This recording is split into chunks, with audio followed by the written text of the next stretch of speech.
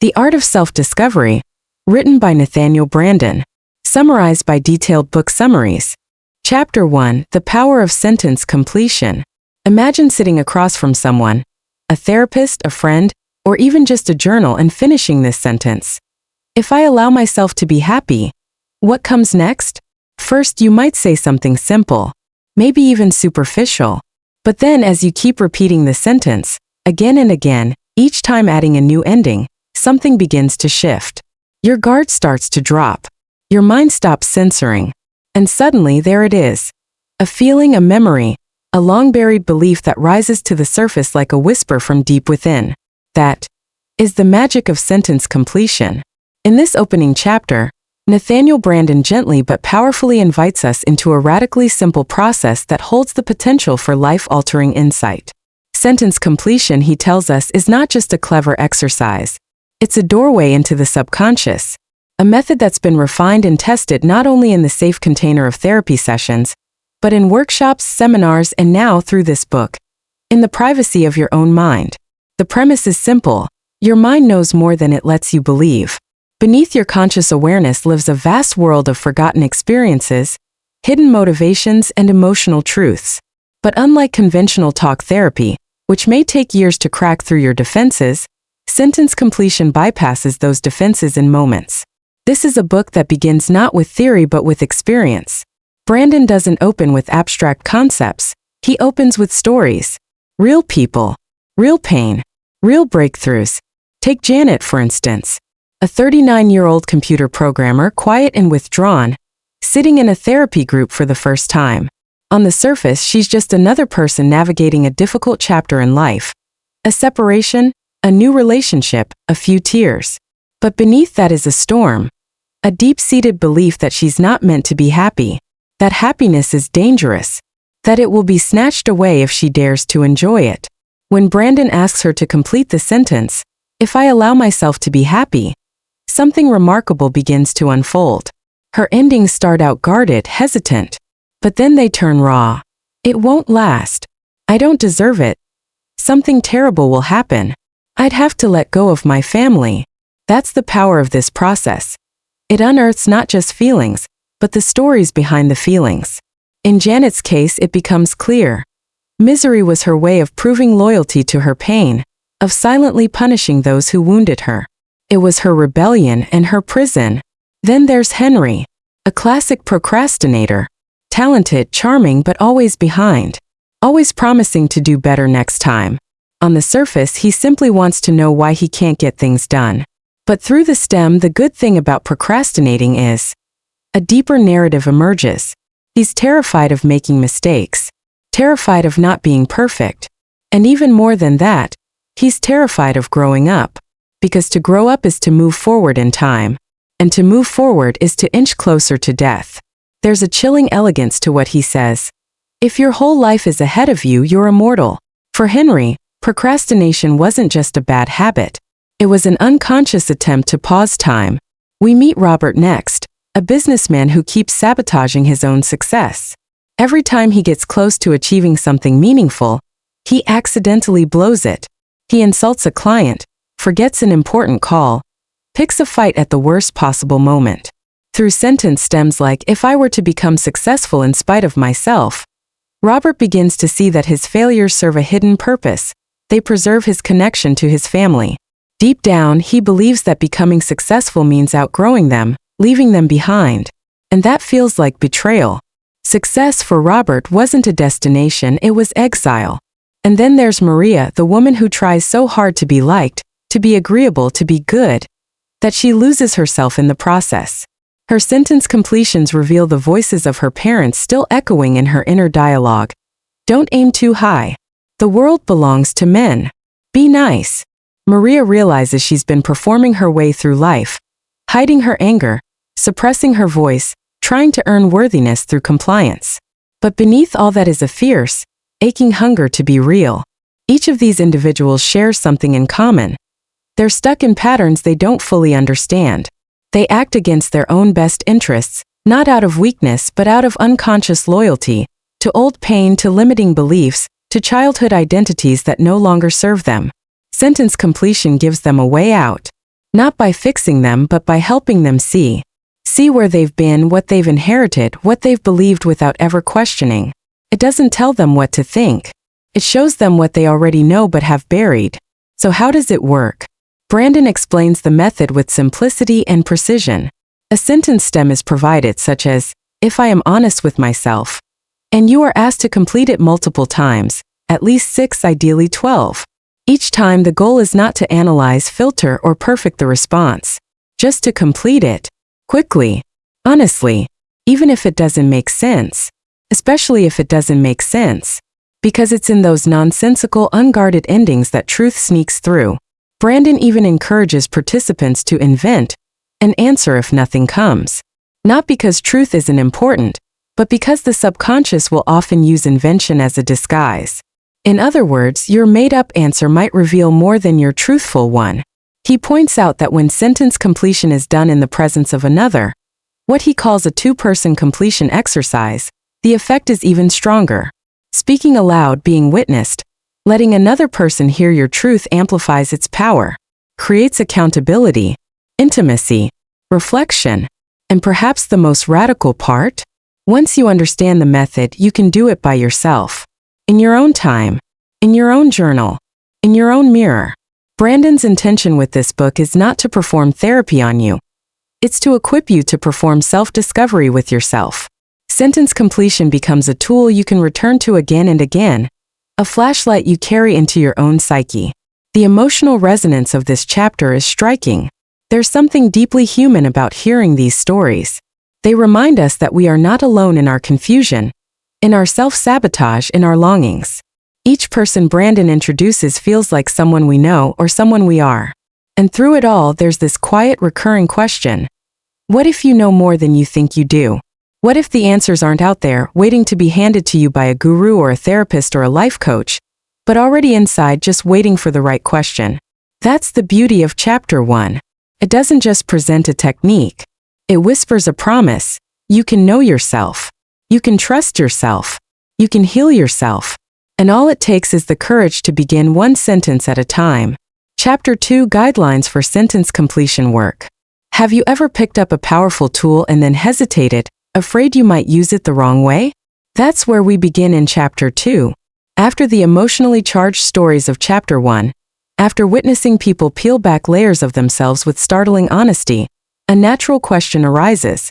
How exactly do I do this? If sentence completion can unlock such powerful insight, then surely there must be a right way to use it. And that's exactly what this chapter offers. Not rigid rules but thoughtful guidance. Practical, grounded wisdom from someone who's watched thousands of people go through this process. What Nathaniel Branden wants most of all is for us to realize that this technique isn't reserved for therapy sessions. It's yours now. And with the right mindset and structure, you can begin using it today. So how do you start? First, Branden encourages you to shift from being a passive reader to an active participant. This isn't a book you simply read through. It's a book that asks you to stop, reflect, write, and feel. In a very real sense, you are the co-author now. Your own experience will finish what these pages begin. The recommended format? Get yourself a spiral-bound notebook. Something tactile, personal. A place where all your sentence completions will live. Together in order, evolving as you evolve. Branden emphasizes that this is important because loose pages get lost. And so do insights. He also makes it clear. This work is most powerful when done in writing. Sure, you can do it aloud, especially if you're working with a partner or using a recorder, but the act of physically writing your endings roots the process. It gives you something to return to, something to witness, something to reflect on. And when you write, there's a rhythm to follow. Each sentence stem is copied down into your notebook, followed by 12 different endings. Not 3, not 5, 12. Why 12? Because the first few responses will be familiar, safe, predictable. But after those, that's when the deeper material starts to rise. That's when you outpace your inner censor and start surprising yourself. Here's the key idea Branden repeats like a mantra. Don't overthink it. Don't analyze. Just keep going. The sentence completions don't need to be logical. They don't need to be consistent with each other. They don't even need to be true. What matters is that they surface. What you do with them, that comes later. Let's pause here and unpack that for a moment. In our everyday lives, Chapter 3 Introductory Exercises. So, now you've seen the technique in action. You've heard how sentence completion can help people confront deep-seated fears, unravel old pain, and rediscover their voice. You've read the guidelines. You've got your notebook. You understand the how. Now comes the moment to begin. But where do you start? Chapter 3 welcomes you to the real beginning of your journey. The first time you turn the lens inward, not through abstract ideas, but through your own words. This is where sentence completion stops being something you admire in others and becomes something you do. And not just casually, but honestly, courageously, with presence. Branden starts this chapter with a gentle invitation. These introductory exercises are designed not to plunge you into trauma, but to help you warm up to the process. Think of them as the stretches before a long run, a way of getting familiar with the rhythm and the sensation of speaking to yourself in this new, revealing way. And here's something important, something most people miss. Self-discovery is not just about fixing what's broken. It's not just about working through trauma or dysfunction. It's about meeting yourself, getting curious about who's living under the surface of your everyday routine. The goal here isn't perfection or healing in the clinical sense. It's intimacy with yourself. So Branden offers you a series of simple but profound sentence stems. You begin with, as I look back over my life. 12 completions. Not just the milestones, not just the surface-level events. What memories rise? What feelings emerge? Perhaps you realize how often you've waited for permission. From others, from circumstances, from the right time. Or maybe you notice a recurring story. I'm not enough. I'm always behind. I never speak up. And then comes another. Ever since I was a child. This one often starts innocently. I loved cartoons. I played with toy cars. But then by the fourth or fifth ending, things shift. I felt I had to be perfect. I learned not to cry. I thought love had to be earned. The sentence as a teenager, I can feel like opening a door into a room you haven't visited in years. You might smile at the awkwardness, the angst, the idealism, or you might cringe. But either way, you begin to see how much of that young voice still echoes in you today. Maybe that version of you still drives your rebellion, or your hesitation. Then Branden asks you to sit with this one. If I ask myself, who am I? I answer. This isn't a question you answer once. This is a question that echoes for a lifetime. Who are you? A role? A job title? A sum of your past mistakes? Or something else? And if your answers are vague, confusing, or contradictory, that's okay. That's honest. That's a start. He invites you to complete. Sometimes I give people the impression that I, followed by, sometimes I make it difficult for people to understand me when I. These two stems are mirror twins. One looks at the mask, the other at the wall.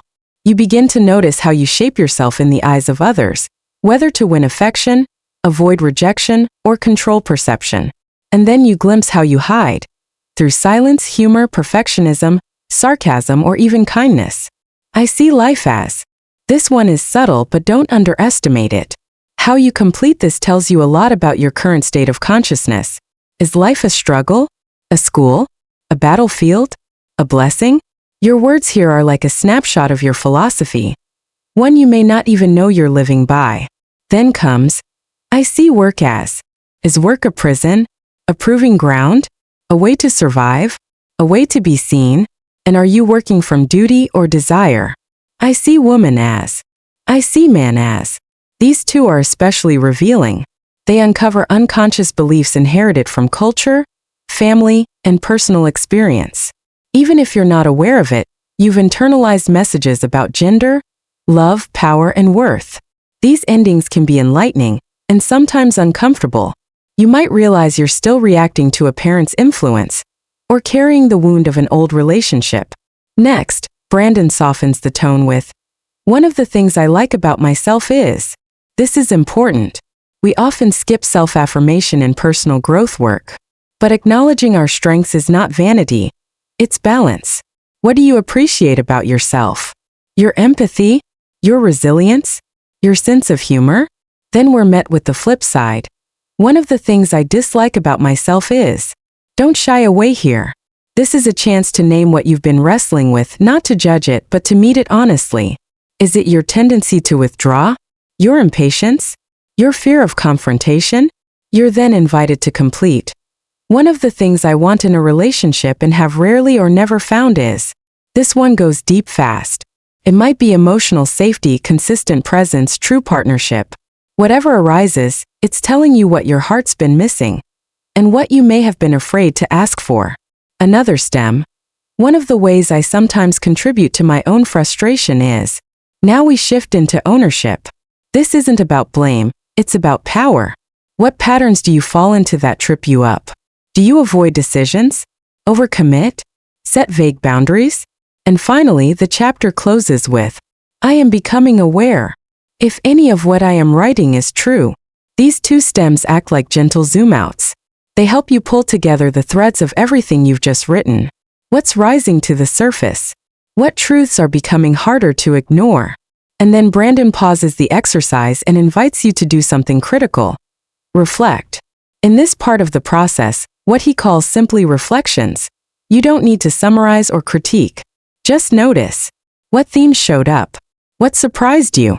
What feelings are still lingering in your body? And maybe most importantly, what do you want to remember about what just emerged? It's easy to rush past this part, to treat it like homework. But this is where self-understanding begins to integrate. This is where the ink on the page starts to sink into your psyche. If the sentence completions are like plowing the field, the reflection is where seeds begin to take root. Branden closes the chapter with a story from a psychological study. 3 groups of people with emotional challenges were observed over 6 months. One group received therapy, another did nothing, and a third simply kept a daily journal of self-reflection. The journaling group showed the most improvement. That's not to say therapy is invaluable, but it is a powerful reminder. Regular, honest engagement with your own thoughts and feelings can change your life. You don't need to be fixed. You just need to be heard, especially by yourself. So if you're wondering whether these simple sentence stems are enough, the answer is yes. If done consistently, courageously, and with care, they will reveal more than you expect. They will become a mirror, a guide, and a confidant. Remember, this is the beginning. If you commit to showing up with honesty, even a little honesty, even on the days when it's hard, you will not leave this journey the same person who entered it. So open your notebook, write today's date, and begin, not with answers, but with the question and the courage to finish it. Chapter 4. Exploring the influence of our parents. Let's begin with a question that sounds simple but rarely is. What did you learn from your parents? Not the facts they taught you, not the rules or the bedtime stories, but the silent lessons, the emotional codes, the nonverbal truths you absorbed before you even knew how to form a sentence of your own. This chapter is an invitation, maybe even a challenge, to go back, to revisit the earliest sources of your self-image, to look, not to blame, but to understand, because understanding where you've been is often the clearest way to see where you are now. In this 4th chapter, Branden brings us face to face with one of the most powerful forces shaping our identity, the influence of mother and father, or more precisely, the internalized versions of them that still live inside us today. But he offers a crucial clarification right from the beginning. This is not an exercise in fault-finding. This isn't about casting your parents as villains. It's about recognizing how your perception of them, your memories, fantasies, and the meanings you assign to their behavior, continue to shape your beliefs, your choices, and your emotional reactions. Even if your parents are long gone, even if you haven't spoken to them in years, even if they weren't your biological parents at all, this chapter isn't about external people. It's about your internal landscape. Branden reminds us that the subconscious doesn't really know time. To your psyche, yesterday and today coexist. What you felt at 6 years old might still be echoing in the way you navigate love, power, success, and even joy. And so, sentence by sentence, this chapter takes you into that terrain. The journey begins gently. As a child, then, one of the ways I felt different from other children was. These open the door to memories, some sweet, some aching. You might recall a sense of isolation, a desire to belong, or maybe a quiet confidence that got buried over time. Then come 2 pivotal stems. One of my happiest early memories concerns One of my unhappiest early memories concerns. These questions aren't random. They're psychological anchors. Our emotional memory has a way of clustering around particular events, forming stories we tell ourselves for decades. I was the overlooked one. I was the star. I was the burden. I was the good kid who didn't complain. These stories may have started early, but many of us are still living by their rules. Then we move into deeper water. The inner echoes of mother. Branden begins with, "As a child, it seemed to me that mother was always. Mother rarely. With mother I felt." The way these sentences unfold is subtle but powerful. They don't ask you to describe your mother objectively. They ask you to remember how she seemed to you. Because perception is what lives on. That's what becomes the voice in your head when you make a mistake, when you feel joy when you're trying to soothe yourself, or scold yourself. You're asked to reflect on the teenager's view too. As a teenager, it seemed to me that mother was always. With mother I felt. And then the questions begin to take on more emotional intensity. One of the things I wanted from mother and couldn't seem to get was, mother gave me a view of myself as. Mother speaks through my voice when I tell myself. Pause here. This is one of the most transformational moments in the chapter. Identifying how the voice of a parent continues to speak through you, often without your awareness. When you criticize yourself, when you doubt your worth, when you talk yourself out of joy, whose voice is that? And what about this? When mother saw that I was happy or excited, she. When mother saw that I was frightened, she. When mother saw that I was sad or hurting, she. These sentence stems uncover emotional blueprints. Did you learn that vulnerability was safe or dangerous? That joy should be celebrated or suppressed? That pain invited comfort or rejection? Then come questions of loyalty and survival.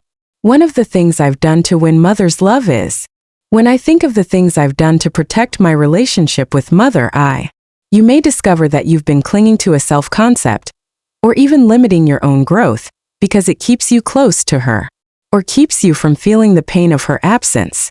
Then Branden invites us to imagine, today, if mother saw me in a happy love relationship, achieving something of importance with my life.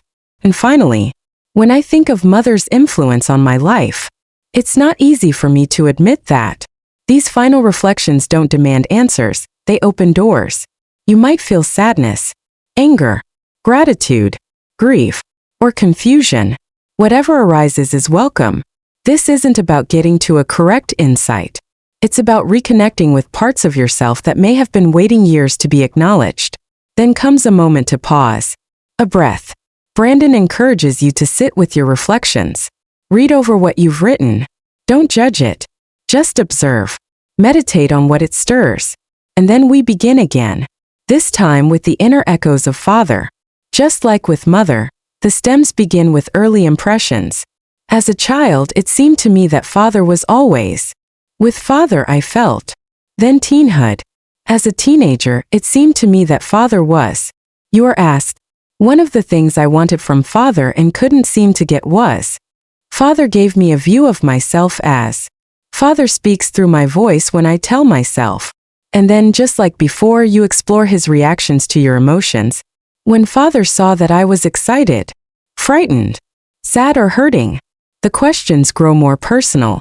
One of the things I've done to win father's love is. When I think of the things I've done to protect my relationship with father, today, if father saw me achieving something of importance. And again, when I think of father's influence on my life, it's not easy for me to admit that. Branden then guides us into what he calls another perspective. Here we're asked to shift lenses, from the child or teen's view to the adults, to imagine our parents not as towering figures of control or neglect, but as people flawed, wounded, vulnerable. He gives us these stems. If I think of my mother as she must have been at age 5, as a young woman. If I think of my father as he must have been at age 5, as a young man. This doesn't excuse any harm they may have done, but it humanizes them. And in that humanity we often discover something unexpected. Compassion. Maybe even forgiveness, not as a duty but as a gift to ourselves. And finally, two of the most liberating stems in the chapter. If it ever turns out I don't need my parents' permission to be happy, If it ever turns out I don't need my parents' permission to be successful, these are the hinges, the turning points. Because so many of us, without realizing it, have been waiting for approval, waiting to not feel guilty, waiting to be good enough to thrive. But what if we don't need to wait? What if the life we want doesn't require anyone else's blessing? Branden closes this chapter with a final moment of reflection, a quiet reminder that what you've written today is just one layer, that your perspective will keep evolving, that your past is not a sentence, it's a story. And stories can grow. So if this chapter stirred something, pain, insight, longing, hold it gently. Let it live in you. Let it guide you, not with force but with awareness. Because when you begin to see your parents not as fate, but as influence, when you begin to recognize which voices are yours and which were inherited, that's when self-discovery becomes self-authorship. And that's where freedom begins. Chapter 5, Our Child and Teenage Selves. There's a child inside you. That sentence might sound sentimental, or abstract, or even strange. But what if it's true? What if, tucked inside the folds of your adult thoughts and daily routines, your child self still lives, feeling, fearing, hoping? And what if that inner child is not just a memory of who you were, but an active presence that still influences how you relate to others, and how you relate to yourself? In Chapter 5 of The Art of Self-Discovery, Nathaniel Branden invites you to meet two of the most potent and often forgotten parts of your psychological landscape, your child self and your teenage self. And he does this not to indulge nostalgia, but to reopen a connection that may be essential for healing, growth, and freedom. Because here's the thing. These inner parts of us don't vanish just because we age. They become quieter, yes. Sometimes they get buried under layers of responsibility, trauma, or social performance. But they don't disappear. They remain, silently shaping how we trust, how we love, how we fear, and even how we dream. This chapter is a reunion. And like any reunion, it may come with warmth, or awkwardness, or even resistance. Branden begins by acknowledging that many of us have separated from our younger selves. Sometimes deliberately, sometimes through pain, sometimes through shame. We look back and cringe at our adolescent awkwardness, or try to forget childhood wounds we never had the tools to process. But that disconnection, however understandable, often leaves us emotionally incomplete. So this chapter offers you a path home, not to relive the past, but to reconnect with what is still alive within you. Branden invites you to begin by imagining your child self, between the ages of 5 and 10. He encourages you to visualize yourself during that time. What did you look like? What did you love? What did you fear? What filled you with joy or dread? To ease you in, he begins with simple stems like, one of the things I enjoyed as a child was. One of the things I hated as a child was.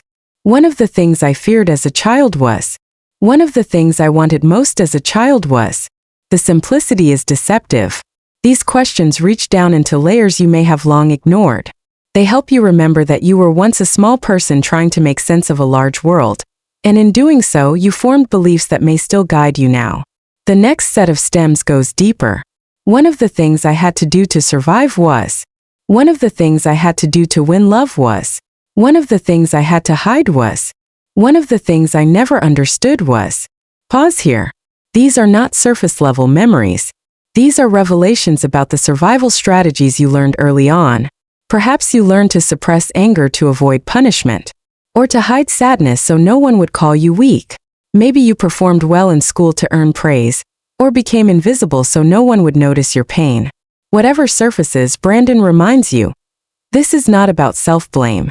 This is about compassion. These behaviors made sense. They were smart adaptations. But now, as an adult, it's time to ask, are they still serving me?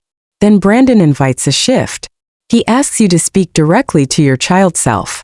He gives you stems like, what I'd like to say to the child I was is. If I could hold that child now, I would say. This is the emotional heart of the chapter. For many, this is the first time they've spoken gently to the part of themselves that still aches. Maybe the first time they've offered reassurance, or apology, or love. You might find yourself writing things like, you were never too much. I see you now. You didn't deserve what happened. I'm sorry I left you alone for so long. This moment is often accompanied by tears, or trembling, or silence. And that's okay. That's real. Branden emphasizes, the purpose here is reconnection. The goal is not to fix the child, but to welcome them home. To remind them and yourself that their voice still matters. Their truth still matters. Then the focus shifts to the teenage self.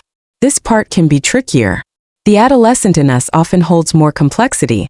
Rebellion, shame, intensity, confusion. For some, the teenage years are filled with pain or fragmentation. For others, they're a blur of ambition and identity crises. So Branden gently walks us through another set of stems. As a teenager, one of the things I felt passionate about was. As a teenager, one of the things I tried to hide was. As a teenager, one of the things I resented was. As a teenager, one of the things I didn't understand was. As a teenager, I was afraid that. This portion of the work is like unsealing a vault. You may rediscover moments of wild idealism or profound loneliness. You may recall secrets you never told anyone or dreams you quietly abandoned. This work isn't always easy, but it's illuminating. And again, Branden doesn't just want analysis, he wants dialogue. He offers stems like, what I'd like to say to the teenager I was is. One of the things I wish that teenager had known is. If I could offer them one truth, it would be. As you write, something sacred may happen. Judgment melts. Blame dissolves. You begin to see your younger selves not as embarrassments or liabilities, but as parts of you that were doing the best they could with what they knew. And maybe, just maybe, you begin to feel whole again. And then Branden guides you toward integration. He encourages you to reflect. How do your child and teenage selves show up today? Are they still driving some of your choices? Your anxieties? Your defenses? And if so, what do they need from you now? Maybe they're waiting for permission to rest, to dream again, to be real. Maybe they're waiting to be trusted. The message here isn't that you must overcome these younger selves. It's that you must include them in your wholeness. Because when the inner child is seen and soothed, we reclaim joy. When the inner teen is heard and respected, we reclaim power. Branden closes the chapter with his signature combination of warmth and challenge. He reminds you that self-knowledge is not a one-time insight. It's a relationship. And that relationship deepens as you return to these conversations again and again. You may not get all the answers today, but you've opened the door. And that matters more than you know.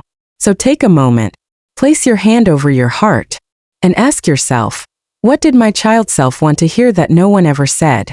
Say it now. Then ask, what truth did my teenage self long to believe? Say that too, because they're still listening, and they're waiting for you. Chapter 6, Exploring Negative Feelings and Emotions. There are certain feelings we're taught not to feel. Anger, shame, guilt, jealousy, despair.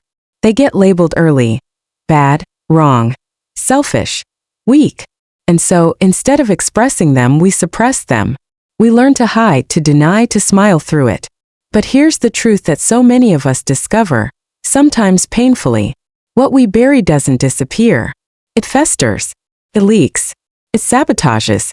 And perhaps more importantly, it shapes us. In Chapter 6, Nathaniel Branden leads us into the shadowlands of our emotional lives. Not to dwell in darkness, but to bring light. He reminds us that so-called negative emotions are not the enemy. They are messengers. They are signals. They are parts of ourselves that have been disowned and are still waiting to be heard. This chapter is about reclaiming them. Branden begins with a bold premise. Most emotional suffering is caused not by the feeling itself, but by our resistance to it. We judge our emotions. We fear them. We try to manage our internal world the way a PR agent manages a brand. Carefully curated, always presentable.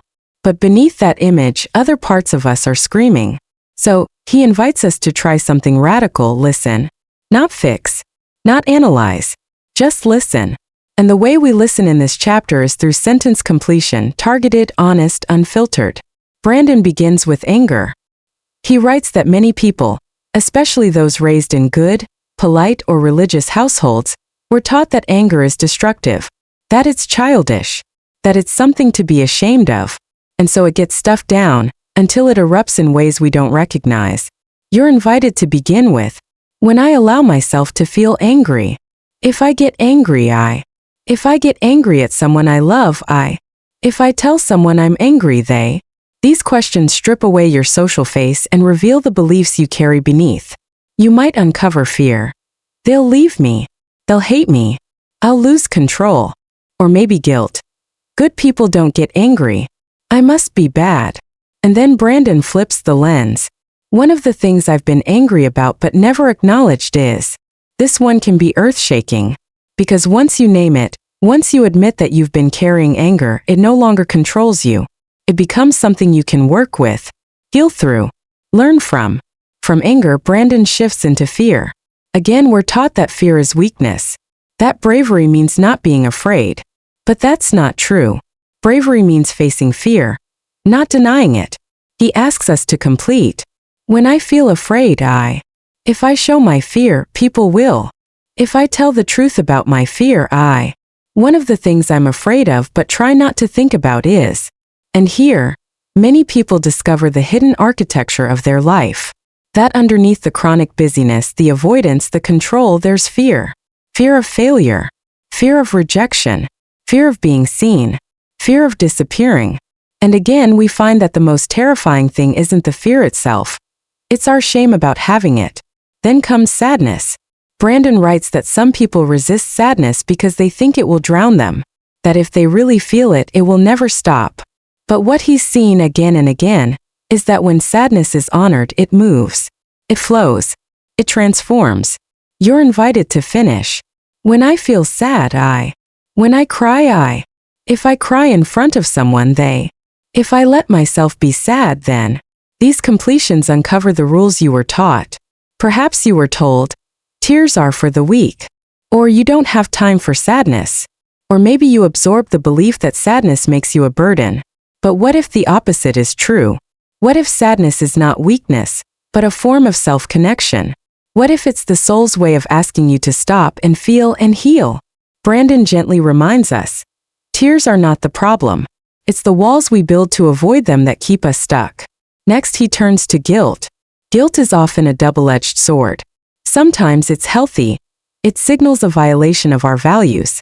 Other times it's inherited, irrational, or manipulative. It becomes a way of controlling ourselves or others. You're asked to complete. When I feel guilty, guilt means. If I didn't feel guilty, one of the things I feel guilty about but try to ignore is. These prompts help untangle real guilt from false guilt. They show you where you've taken on shame that isn't yours to carry. They also reveal how guilt might be stopping you from claiming your desires, asserting your needs, or living more freely. Then comes jealousy. Branden treats this with striking compassion. He doesn't shame jealousy. He explores it. Because jealousy often reveals unacknowledged longings. It tells us what we believe we can't have, or what we fear we're not worthy of. He offers, when I feel jealous, if I tell the truth about my jealousy, jealousy means. What I don't want you to know about my jealousy is. And here people often uncover heartbreak. Not pettiness. Not cruelty. Just the aching belief that they are less than, outside of, unworthy. Then comes the final, most vulnerable emotion, despair. When I feel despair, despair means. If I give in to despair, then. If I told the truth about my despair, despair is the emotion many people try hardest to escape. It's where helplessness lives. Where exhaustion lives. Where hopelessness whispers that nothing can change. But Branden insists, gently but firmly, that even despair can be a doorway. If we can name it, if we can allow it to speak, it loses some of its grip. We realize we are not despair. We are experiencing despair. And that distinction is everything. To close the chapter, Branden offers one final golden invitation. What if no emotion is bad? What if every emotion is information? What if even the darkest feelings are trying to bring you back to yourself? The goal, he says, is not to indulge every emotion. And it's certainly not to act out from every emotion. The goal is to listen, to create space, to welcome the parts of ourselves that have been exiled. Because until we do, those parts will find other ways to speak, through sabotage, through anxiety, through withdrawal, through illness. But once they are acknowledged, they soften, they integrate, they heal. So here's the invitation as you step away from this chapter. Don't ask yourself how to get rid of a feeling. Ask, What does this emotion want me to know?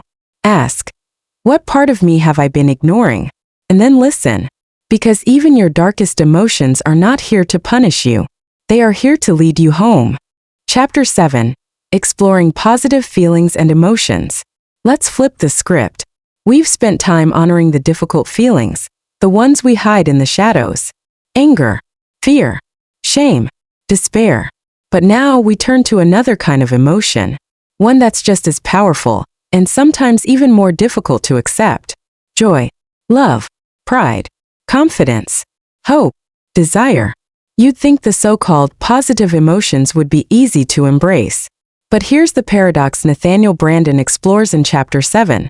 For many people, positive feelings can be just as threatening as the negative ones, if not more. It's a quiet truth and a profound one, because joy makes you vulnerable. Love makes you exposed. Pride risks being seen as arrogant. Desire brings up shame. And hope, perhaps the most terrifying of all, invites the possibility of disappointment. So in this chapter, Branden invites us to do something courageous. Not to feel better, but to allow ourselves to fully feel the best parts of being human, without apology, without guilt, and without shrinking. Because unless we're willing to welcome these feelings too, we can't be whole. We can't be free. We can't love life and ourselves in a deep, grounded, enduring way. He begins gently with joy. You're invited to complete these sentence stems. When I feel joyful, if I allow myself to be joyful, joy is. At first glance, these seem easy. Who wouldn't want to feel joy? But as you begin writing, you may discover the quiet rules you've lived by. Maybe you were taught that joy is foolish, fleeting, or unsafe. Maybe your joy was punished, mocked, or ignored. Maybe you learned that it's not okay to be too happy, especially if others around you are suffering. And so, even now, you hold back. Branden challenges that impulse. He writes, to block the experience of joy is to block the experience of life. Joy isn't superficial, it's sacred. It's what gives life flavor, energy, radiance. Without it, we may survive, but we won't thrive. From joy, we move into love. A love, the feeling we sing about, write about, long for. And yet, the one we often fear most. Branden invites us to explore. When I feel loving, if I allow myself to fully feel love, love means. What comes up here can be surprisingly complex. For some, love is tangled with obligation. For others, it's risky because love means letting someone in. And when you let someone in, they might leave, or hurt you, or not love you back. So we protect ourselves by withholding love even from ourselves. But Branden reminds us, withholding love doesn't keep us safe, keeps us separate. And deep down, what we all crave is connection. Not just with others, but with ourselves. Next comes self-esteem. Branden, of course, is widely known for his work on self-esteem. And here, he zeroes in on a very specific element, the ability to feel pride. When I feel proud of myself, if I allow myself to take pride in who I am, one of the things I like about myself is, a strength I rarely acknowledge is, many of us were taught that pride is arrogance, that humility means hiding our light, that celebrating ourselves is selfish, boastful, or egotistical. But Branden dismantles that myth. He says, healthy pride is not arrogance, it's rootedness. It's the ability to say, I matter. I've come far. I am worthy. It's the ability to look yourself in the eye and say, I see you, and I like who you are becoming.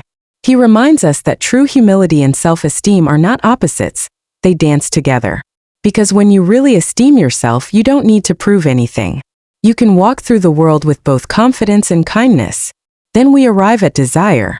This is where many of us stumble, especially if we were raised in environments that shamed appetite, whether for food, pleasure, sensuality, or ambition. You're asked to complete. When I feel desire, desire means, if I allow myself to want what I want, These sentence completions touch something raw. Desire can feel dangerous. Maybe you were told that wanting too much is greedy, or that your desires make you too much, not enough, or unladylike. Maybe you internalize the idea that your needs should always come last. But Branden reminds us, desire is the engine of growth. It's how we move forward, how we create, how we connect. Denying desire doesn't make us holy, it makes us hollow. And lastly, the chapter explores hope. This is the quietest emotion on the list, but it might be the most radical. You're invited to write, "When I feel hopeful, I." Hope means, if I let myself really believe things could get better, I. Hope is a strange thing. Can feel too tender, too vulnerable, too exposed. Some of us would rather expect disappointment than risk being wrong. But without hope, how do we begin anything? Branden gently encourages us to reclaim hope, not as a guarantee but as a choice, a practice, a kind of defiance in the face of despair. Hope says maybe something good can happen. Maybe I can change. Maybe this moment doesn't define me. And so, after walking us through each of these positive emotions, Branden offers the real insight of the chapter. To fully embrace life, we must be willing to feel all of it. That means not just surviving the hard emotions, but also welcoming the beautiful ones. Not flinching when we feel joy. Not apologizing for our love. Not dimming our pride. Not rejecting our desire. Not rolling our eyes at hope. Because these feelings are not luxuries. They are lifelines. They are how the soul breathes. He closes the chapter with a quiet challenge. What would change if you stopped holding back your light? What might become possible if you trusted your joy? What part of you is waiting for permission to feel good? And maybe, just maybe, that permission can come from you, right now. So as you close this chapter, don't just reflect. Feel. Let one positive emotion rise, even just for a moment. Joy, love, desire, hope. Let it be real. Let it be yours. And see what happens when you stop pulling back. Chapter 8. Exploring Sexuality. Let's take a breath before we begin this one, because this chapter touches a part of you that may be deeply personal, possibly wounded, maybe confused, or perhaps still undiscovered. We're entering the realm of sexuality, and we're not just talking about sex. We're talking about the energy of aliveness, the voice of longing, the expression of intimacy, the language of the body, and the stories, sometimes silent, sometimes loud, that we carry around: desire, pleasure, shame, vulnerability, and power. It's one of the most charged aspects of human experience, and yet one of the least explored in honest, compassionate ways.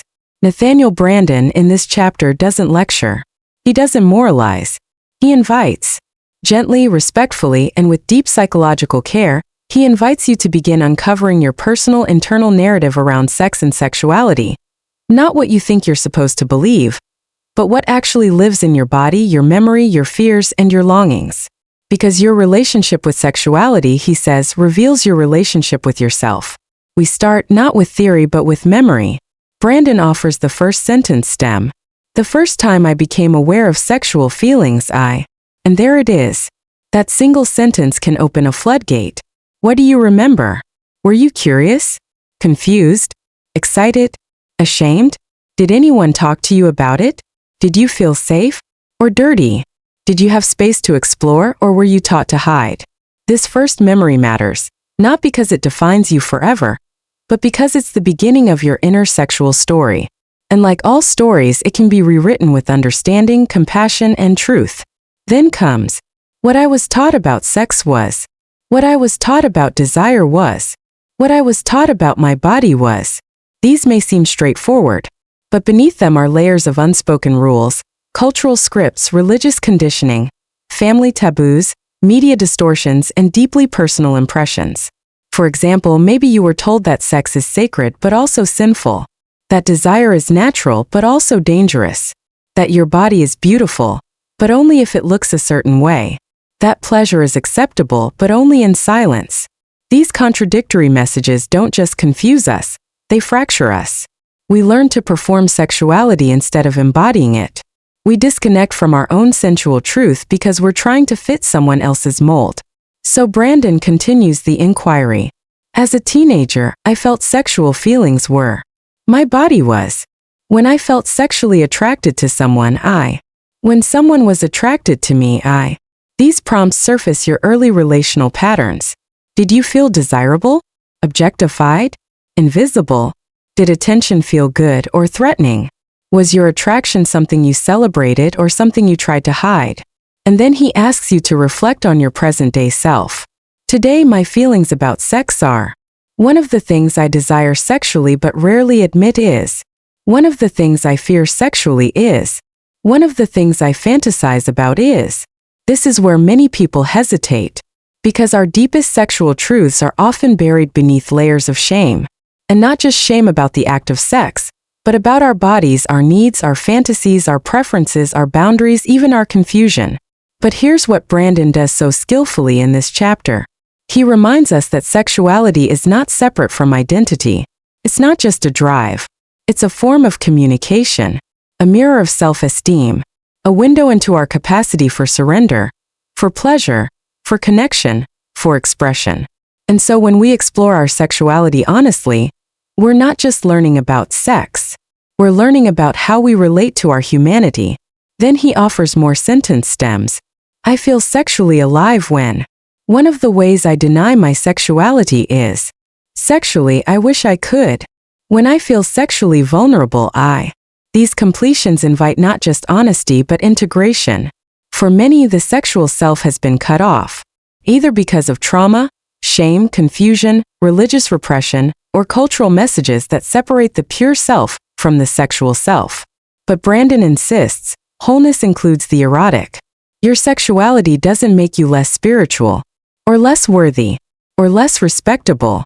Your sexuality, when rooted in self-awareness and self-respect, deepens your connection to life, softens your relationship to your body. It expands your sense of intimacy, not just with others but with yourself. He then guides you toward your body. If I really listened to my body, if I honored my body's wisdom, if I trusted my sexual energy, This is a turning point, because most of us have learned to live from the neck up. We rationalize, analyze, plan, perform.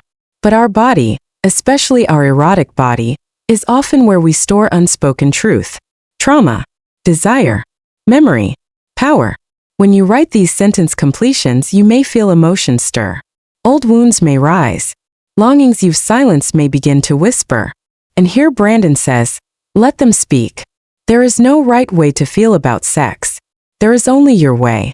And once you uncover that, beneath the conditioning, the roles, the repression, you can begin to reclaim it. Gently, at your pace, with care. He closes the chapter with a few final, intimate stems. If I could rewrite my sexual story, I would. One of the ways I can begin to heal my relationship with sexuality is. What my sexuality wants to teach me is. This is where everything softens. Because sexuality isn't something you master. It's something you befriend. It's not about performance. It's about presence. It's not about getting it right. It's about getting real. Branden offers no judgment, no prescriptions, just space, just a warm, safe container for truth to rise. And maybe that's all any of us really needed growing up. Space to feel, permission to explore, the message that our bodies aren't shameful, that our desire isn't wrong, that our wholeness includes our sexuality, not despite it, but through it. So as you reflect on this chapter, let it be tender. Let it be personal. Don't force insight. Let it unfold. You are allowed to feel what you feel. You are allowed to want what you want. You are allowed to heal what was wounded. You are allowed to come home to your body and call it sacred. Chapter 9, Self-Esteem. Imagine standing in front of a mirror, not just looking at your face, but into your own eyes and saying, I respect myself. Pause there. What happens in your body? Do the words feel natural, steady, warm? Or is there hesitation, doubt, a tightening in the chest? Maybe a voice whispers, who are you kidding? Or you haven't done enough. Or worse, you don't deserve to say that. This exact moment is where chapter 9 begins. Self-esteem. It's a term that gets tossed around casually in our culture, used in slogans, psychology books, parenting guides. We say things like, raise your self-esteem, as if it's something you can do in a weekend workshop or through positive affirmations alone. But Nathaniel Branden, who devoted his life to the study of self-esteem, offers something deeper, something more human, and something far more courageous. He defines self-esteem as the experience that we are competent to cope with life's challenges, and that we are worthy of happiness. It's not ego. It's not arrogance. It's not blind confidence. It's the solid, unshakable felt sense that your life matters, and that you matter. And in this chapter, Branden doesn't just talk about it. He gives you the tools to uncover where your self-esteem stands and how it's been shaped. He begins, as always, with sentence stems. You're invited to complete. Self-esteem means, I feel good about myself when. I feel bad about myself when. These first three open the door to your personal definition of self-worth. And it's often revealing to notice just how conditional our answers are. I feel good about myself when I'm productive. When others approve of me. When I make no mistakes. See it? We tie our worth to output, to perfection, to performance. And in doing so, we turn self-esteem into a reward, rather than a birthright. So Branden guides us further. When I ignore my needs, when I betray my values, when I live in alignment with my values, These questions reveal something essential. Self-esteem isn't just about feeling good. It's about living with integrity. It's about showing up for yourself, even when it's hard, even when no one's watching. Then we're asked, one of the things I do that undermines my self-respect is. One of the things I do that supports my self-respect is. This is where things get honest, because we all have habits, patterns, or relationships that chip away at our self-worth. Sometimes it's the way we speak to ourselves. Sometimes it's how we stay silent when we want to speak. Sometimes it's tolerating the intolerable. But we also have practices that rebuild that trust. Moments when we stand up for ourselves. When we keep a promise to ourselves. When we say, no, or yes, I deserve better. Self-esteem is built not in grand moments, but in the daily micro-decisions to act on our own behalf. Next, Branden moves into a powerful layer. The inner voice. The way I speak to myself when I make a mistake is. If someone else spoke to me the way I talk to myself, I would. These completions stop you in your tracks. Because most of us speak to ourselves in ways we'd never speak to someone we love. We berate.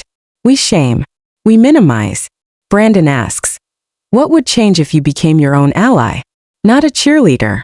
Not a delusional optimist. But a truthful friend, someone who can say, yes, you messed up. And you're still worthy. Let's do better. I believe in you. Then comes a potent group of stems. If I respected myself more, I would. If I trusted myself more, I would. If I accepted myself more, I would. These questions don't ask what you should do. They ask what would naturally emerge if you were less afraid, less self-abandoning, more rooted. And what often emerges? Freedom. The freedom to take risks, to say no, to let go of what drains you, to pursue what lights you up. Because here's the paradox Branden reveals.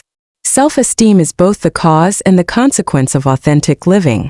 You don't wait to feel worthy to live authentically. You live authentically and worthiness grows.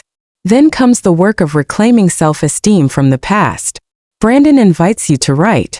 As a child, my self-esteem was damaged when. One of the messages I got that undermined my self-worth was. A belief I formed about myself that I'm still healing is. These reflections aren't about blame. They're about clarity. Because once you see the root of your self-doubt, not just the behavior but the belief behind it, you can begin to unhook from it. To replace it with something truer. Something like, I am enough. I am allowed to exist as I am. I am no longer willing to abandon myself. And finally, Branden leaves you with a mirror. If I were to start treating myself like someone I deeply respected, I would. If I took myself seriously, I would. If I remembered that my life matters, I would. These aren't just thought experiments. These are invitations to transform from the inside out. Because self-esteem at its core is about relationship. Your relationship to your truth. Your relationship to your voice. Your relationship to your values, your body, your boundaries, your dreams. You don't need to earn it. You just need to stop negotiating it away. Branden doesn't pretend that building self-esteem is easy. But he insists firmly and tenderly that it is possible. That every act of self-awareness, every act of self-honesty, every act of self-compassion, is a brick in the foundation of a self you can live with proudly. So if you want to begin, start here. Write this down. One thing I will do this week to act in alignment with my deepest self is. And then do it. Not for praise, not for perfection, but because you matter. And because your life begins the moment you stop waiting for someone else to prove it. Chapter 10: The Sage Self. There is a voice inside you that knows. Not the voice of anxiety, not the voice of fear, shame, or doubt. Not the inner critic or the wounded child or the tired adult who's trying to keep it all together. But a deeper voice. Wiser. Quieter. More spacious. It doesn't scream. It doesn't chase. Simply knows. Branden calls this voice the sage self. And in this final chapter, he invites you to meet it. The sage self is not a fantasy or a persona. It's not a role you perform or a spiritual mask you wear. It's the part of you that sees your life from the mountaintop, not from judgment but from clarity, not from fear but from grounded compassion. You've met this part of you before, even if only in fleeting moments. It's the feeling that arises when you're deeply centered, when you speak truth, even though you're scared, when you choose peace over drama, when you forgive not to excuse but to release, when you love yourself not because you're perfect but because you are. The sage self is not an escape from your humanity. It's your humanity fully integrated. This chapter is about remembering that voice, reclaiming it, letting it lead. Branden begins by acknowledging that most of us live in a swirl of subpersonalities, inner parts that each have their own voice, agenda, and worldview. There's the achiever, the people pleaser, the rebel, the victim, the perfectionist. Each of them developed for a reason. Each of them tried to protect us. But when left unchecked, they run the show. They argue. They sabotage. They confuse. The sage self, on the other hand, doesn't compete. It witnesses. It observes the noise without becoming it. It's the part of you that can hold multiple truths without collapse. And Branden's premise is simple. The more you learn to live from this center, the more authentic and empowered your life becomes. So how do we access it? As always, we begin with sentence stems. Branden invites you to write, "If I lived from the highest within me, if I trusted my inner wisdom, if I let my sage self guide me today, if I listened to my deepest knowing, I would." Take a moment. These completions often reveal stunning clarity, not new information but forgotten truth. We remember that we do know what we want, that we do know what's right for us, that we do have access to peace, clarity, integrity, and courage, not someday but now. Branden then shifts the lens and invites you to explore your relationship with this deeper self. The part of me that doesn't trust my inner wisdom says. The part of me that's afraid of living from my sage self fears. If I stop pretending I don't know who I am, if I stop pretending to be confused, these questions strike at the root of something powerful, self-deception. Because sometimes staying confused feels safer than acting on truth. Sometimes denying the sage self is a way to avoid responsibility, or confrontation, or change. But in your heart, you know there's no peace in pretending. And Branden doesn't shame this. He simply shines a light on it. With warmth, with honesty, with the same respect he's offered throughout the entire book.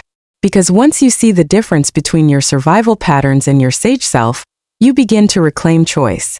Then you're asked to imagine. If I spoke to my younger self from my sage self, I would say. If I looked at my life with the eyes of wisdom, I would see. If I forgave myself from my highest self, I would release. If I brought my sage self into my relationships, I would. These completions are not academic. They're sacred. They remind you that you are the one you've been waiting for. That wisdom isn't outside of you. It is you when you're not afraid to trust it. And then comes a shift from dialogue to embodiment. Branden asks you to reflect. What does my sage self feel like in my body? What tone does it use when it speaks? Where in my life have I already lived from this place? Because this isn't about creating something new. It's about recognizing what's already there. When you've stood up for yourself with calm strength, that was the sage self. When you've grieved honestly, loved generously, or forgiven deeply, that was the sage self. When you've chosen silence over reactivity, compassion over control, truth over comfort, that was the sage self. And now, Branden offers a final invitation. Begin a conversation. Not with your trauma, not with your ego, but with your inner wisdom. Let it guide you. Write this down. If I live one day fully as my sage self, I will. Then go do it. Even for 1 hour. One decision. One moment. Because every time you access that center, even briefly, you strengthen it. You trust it more. And it trusts you. Branden closes this final chapter with quiet humility. He reminds us that the journey of self-discovery is not a straight line. It's a spiral. You revisit old wounds. You meet new parts of yourself. You stumble. You grow. You forget. You remember. But if you live with integrity, honesty, self-compassion, and curiosity, you will not be lost. Because your sage self is never gone. It's simply waiting to be heard. Chapter 10: The Sage Self. There is a voice inside you that knows. Not the voice of anxiety. Not the voice of fear, shame, or doubt. Not the inner critic or the wounded child or the tired adult who's trying to keep it all together. But a deeper voice. Wiser. Quieter. More spacious. It doesn't scream. It doesn't chase. Simply knows. Branden calls this voice the sage self. And in this final chapter, he invites you to meet it. The sage self is not a fantasy or a persona. It's not a role you perform or a spiritual mask you wear. It's the part of you that sees your life from the mountaintop, not from judgment but from clarity, not from fear but from grounded compassion. You've met this part of you before, even if only in fleeting moments. It's the feeling that arises when you're deeply centered.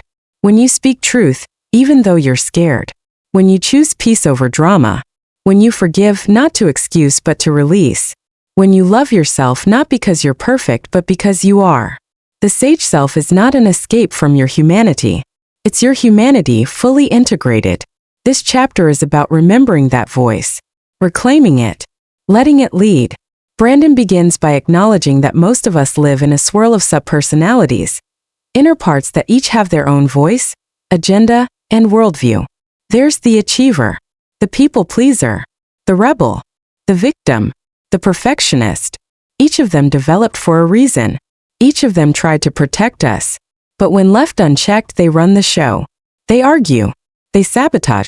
They confuse. The sage self, on the other hand, doesn't compete. It witnesses. It observes the noise without becoming it. It's the part of you that can hold multiple truths without collapse. And Branden's premise is simple. The more you learn to live from this center, the more authentic and empowered your life becomes. So how do we access it? As always, we begin with sentence stems. Branden invites you to write. If I lived from the highest within me. If I trusted my inner wisdom. If I let my sage self guide me today. If I listened to my deepest knowing, I would. Take a moment. These completions often reveal stunning clarity. Not new information but forgotten truth. We remember that we do know what we want. That we do know what's right for us. That we do have access to peace, clarity, integrity, and courage. Not someday but now. Branden then shifts the lens and invites you to explore your relationship with this deeper self. The part of me that doesn't trust my inner wisdom says. The part of me that's afraid of living from my sage self fears. If I stop pretending I don't know who I am. If I stop pretending to be confused. These questions strike at the root of something powerful. Self-deception.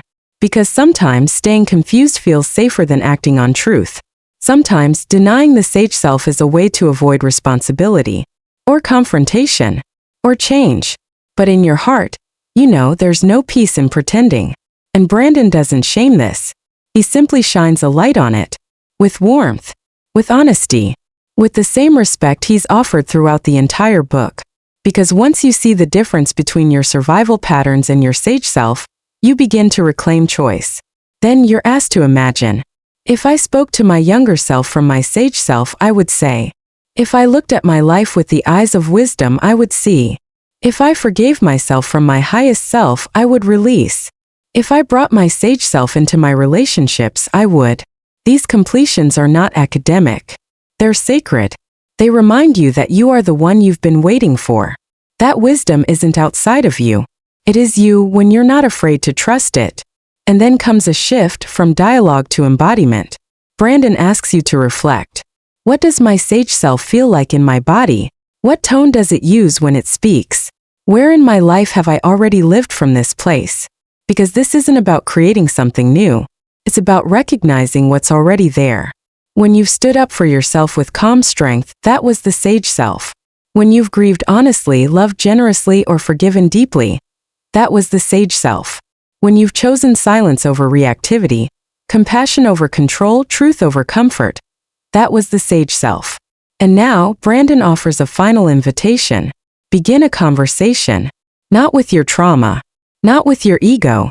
But with your inner wisdom. Let it guide you. Write this down. If I live one day fully as my sage self, I will. Then go do it. Even for 1 hour. One decision. One moment. Because every time you access that center, even briefly, you strengthen it. You trust it more. And it trusts you. Branden closes this final chapter with quiet humility. He reminds us that the journey of self-discovery is not a straight line. It's a spiral. You revisit old wounds. You meet new parts of yourself. You stumble. You grow. You forget. You remember. But if you live with integrity, honesty, self-compassion, and curiosity, you will not be lost. Because your sage self is never gone. It's simply waiting to be heard.